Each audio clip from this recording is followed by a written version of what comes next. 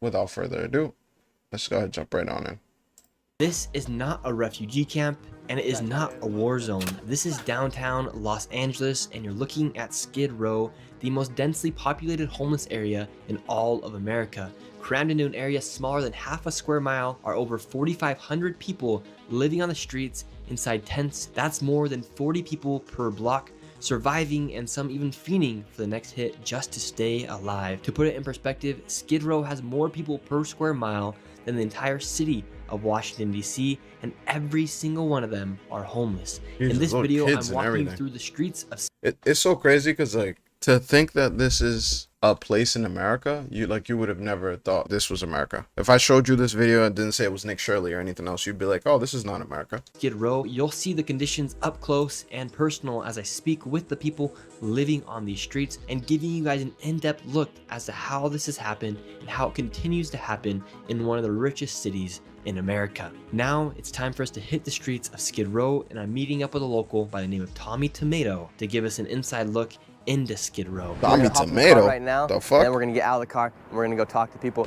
around here in Skid Row. They're just waking up this morning, so I think they'll be in good spirits right now. Awesome, let's hop in the car and we're gonna drive around and we're gonna see what it's like before we get out on the streets. So here on Skid Row, when did this all start happening? About back in the 80s, or has this been kind of recently in these past couple years? Well, Skid Row's always been here for a long time, since about like the 70s, 80s.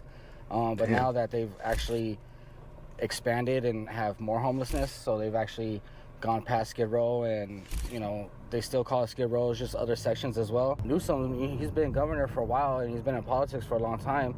He's been trying to do this for 16 years, 17 years, fight homelessness, and he hasn't done anything with it except for spend an exuberant amount of money. Since Gavin Newsom has been governor of California, over $24 billion has gone unaccounted for that was supposed to go to fighting the homeless crisis. And just recently, LA failed to pass another audit for $2.3 billion that went missing.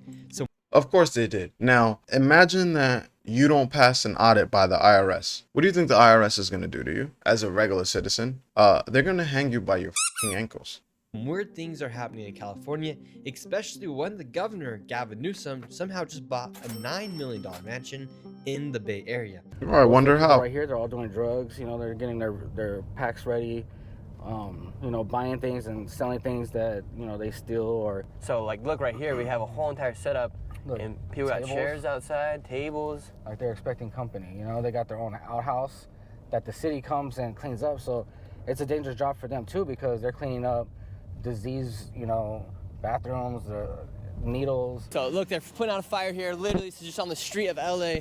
There's a huge fire going on. And what could be inside of this fire? Do you think it's just clothes, or do you think it could be... It's trash, it's clothes, it's their personal possessions. It could be drugs, needles, feces. It could be so many different things that are just going in the air, getting everybody sick. If that wasn't there, it wouldn't be on fire.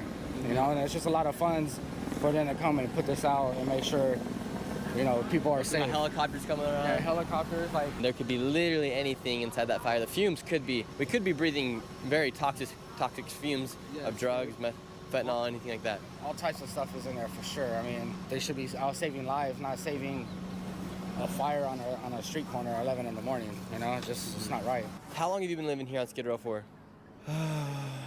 June 28 will be 2 years.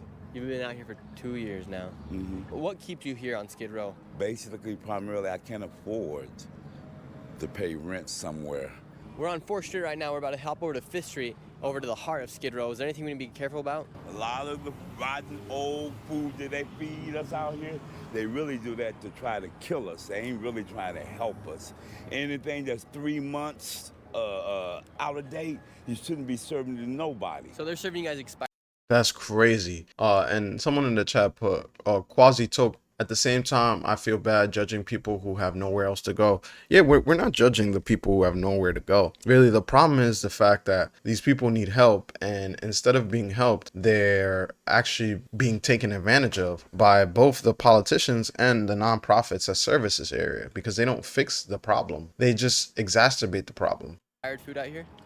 Swear to God, and I'm Catholic, we don't believe in swearing. Swear to God, a lot of it. And why do you think they're giving you guys expired food? Part of the big plan. I really believe that's part of the big plan. And what's the big plan? Well, the big plan is population reduction, you know, and the homeless is one of the first ones they believe that should go.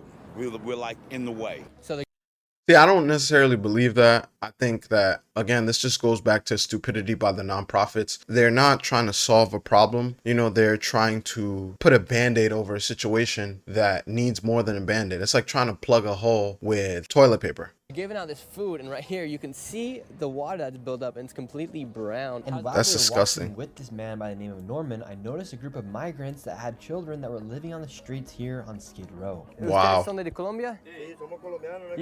Yes, we're Colombian. How long have you been here in the U.S.? Cuando ustedes Been here vinieron 2 aquí a los years. Estados Unidos, ¿pensaba que iba a llegar aquí a este punto a vivir aquí en esta calle? No, pensábamos que iba a ser una vida diferente. Wow. Vamos a cambiar la vida. Ajá. Yo pensaba que íbamos a cambiar nuestras vidas, no íbamos a estar así como perros, no es como estamos como perros, porque no somos animales. There is no better example, no better reason than this right here to show you that immigration without a way to help the people who are immigrating here doesn't help. It's a perfect example right here.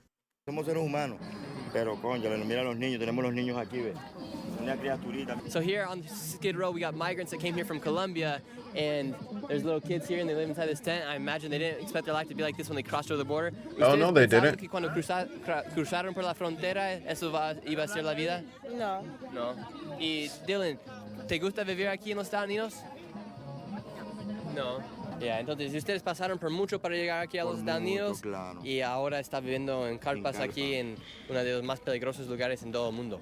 ¿Sí? ¿Y tu calidad de vida está mejor aquí que fue allí en Colombia? O... En Colombia, estoy 1000 veces Yeah. mejor en A Colombia. 1,000 As I was times talking better to in the Colombia. migrants from That's Colombia, great. a A group of 1,000 nonprofit times. workers that saw me videotaping the expired food they were handing out to the homeless people came and tracked me down, and they started getting a bit. Look who it is. It's Karen's. Big argument with us over me videotaping the expired food, and just listen to what they had to say. Like, why am I getting in trouble for talking to these people? Why are you guys getting mad at me? Because you guys are just like trying to find what's wrong with what. Yeah.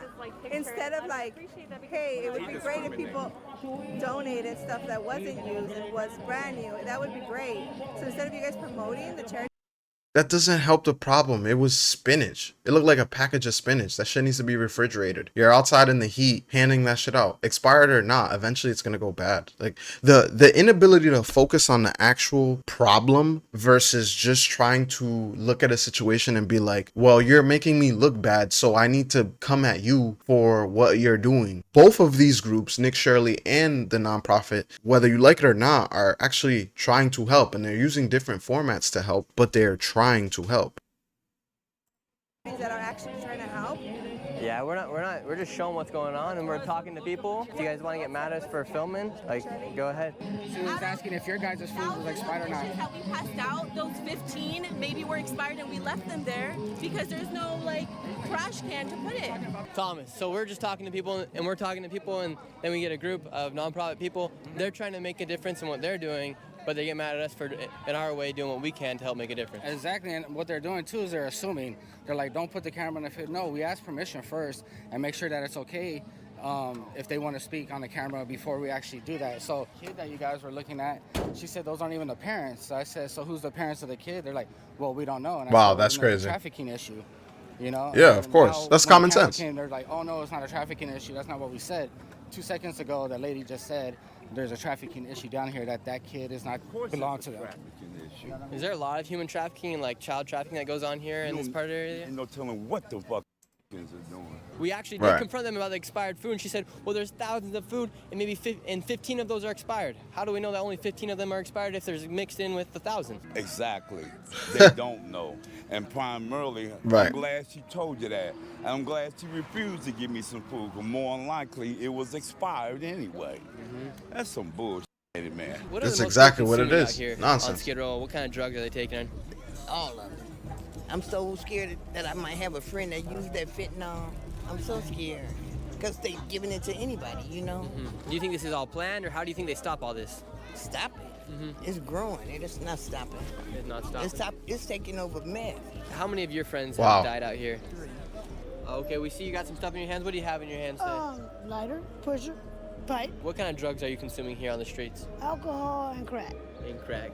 Is that crack? Is that cocaine, or is it when you say crack? Are people taking a lot of fentanyl here as well? Very much. I've lost about 20 friends to fentanyl. Damn. Within the last half a year. And did those friends know that they were taking fentanyl? 20 people in half a year. I don't get it. How can we bring in people to the country when we have people in our country that are suffering like this? Or was it just laced with the crack? Yep, laced. Did that scare you right now? It did. I actually had left for about a month. I went home to my mom for a little while because it was just too much for me. And now, what brought you back here to Skid Row? Drugs. Crack. Yeah, exactly. How do you guys make your money out here on the streets? Well, me personally, I clean. I clean garbage, trash, and I sell dope. Oh, okay. Yeah, as a supplement.